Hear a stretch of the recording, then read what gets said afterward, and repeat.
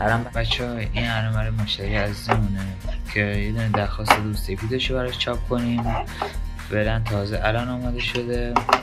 دقت کنید ببینید همه چیش فیته، قشنگ جا پیچه برای فناش هست. اینجا سیمش دیگه آداپتورش اینو وصل بشه از اینجا معلوم میشه که قشنگ هم که میبینید و مشخص فن داره. از اینجا هوا میکشه، اینجا هوا رو میده بیرون که قشنگتر خنک کنه.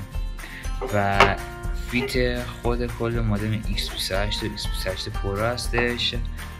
ملاحظه کنید الان ببینید قشنگ فیت خود مودم هستش. فعلا کامل نشده، برای فنانش وصل نشده. فنانش وصل شده مثل این میشه، یه بقیه 1 آمپر بهش وصل میشه برای اینکه این کار کنه. ببینید اینجا هم جاسی میشه. وقتی مودم داغ میکنه 5G خودش رو خاموش کنه برای اینکه مودم رو خنک کنه، برای همین 5G خاموش میشه و سرعت پایینتری بهتون میده. من باعث میشه که اینجا خاموش نکنه و قشنگتر براتون کار کنه. قابلیتی که تازه فهمیدم، ولی در این صورت میتونید از 5G هم لذت ببرید. راحت تر میتونید از 5G استفاده کنید.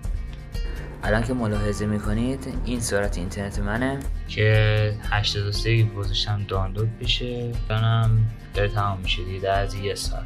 فهم واقعا باعث شد این 5G رو بگیرم، وگرنه 5G اصلا نداشتم، مخصوصا روی نت TDLT. برای سفارش هم میتونید داخل اپلیکیشن دیوار و با سلام پیام بدید. امیدوارم خوشتون اومده باشه. خدا نگهدار.